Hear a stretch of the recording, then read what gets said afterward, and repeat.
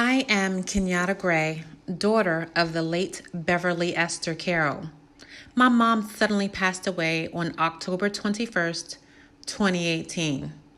I know that I had one of the best moms ever, and I wanted to find a way to honor her legacy immediately after her funeral. Thanks to many of you, I received financial donations and cards I received at my mother's funeral. There's no way in good faith I could just deposit the funds in my account and turn the page. I needed to do something meaningful, impactful, and bigger than myself. And that's when I remembered that one of my mother's high points in her life was her missions trip to Kenya in 2005 with other Christian Fellowship Assembly members. The most rewarding part of her trip was meeting a woman named Maggie, who created an unofficial orphanage in her home for children. She also met a man named Obwiri Kinyatta, whom she affectionately referred to as her son. My mother was once an orphan, so she had a heart for everything that Maggie was doing to help the children. My mom did what she could to support Maggie financially from the States, but the support eventually came to a stop. I can often recall my mother frequently longing to return to Kenya, and even more importantly, to give to the people of Kenya. Well, Mom, this is for you. In your honor, I'm giving to the people of Kenya. The children in the orphanage in 2005 have all grown up and are in high school and doing well. So the donations will support the 11 children that Maggie now cares for in her home orphanage.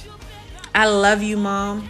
I know you're going to be proud, and thank you to everyone who made a financial donation. This is how your donation will be used to help others in honor of Beverly Esther Carroll.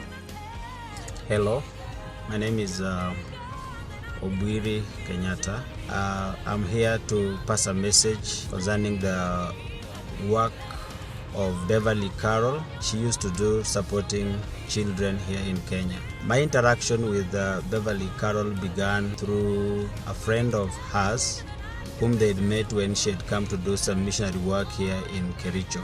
Her name is Magdalene. By then I was a new officer just working with a project in Kericho focused on HIV/AIDS prevention, care and treatment, as well as support for those who are affected, including people living with HIV, as well as children who have been orphaned because of the HIV disease.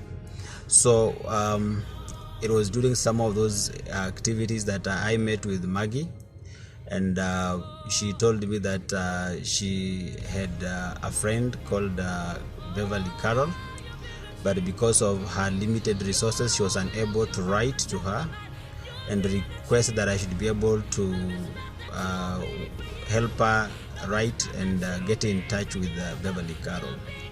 I accepted the role, and we worked together to get an email to Beverly.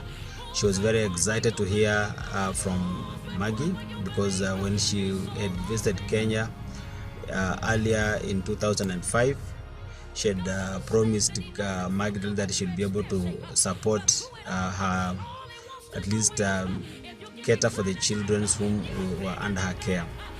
So Maggie was running a home, a children's home. I would say quote unquote children's home because it was not a formal children's home. She had just taken something from her heart and said, I will support children who are in need. And she had turned her house into her home, into our children's home, where she would be able to provide the basic needs to children who would not be able to get it wherever they were. These are children who had lost their parents and who do not have a proper adult care. I don't care what it looks like. I'm bigger than that. I don't care what the devil says.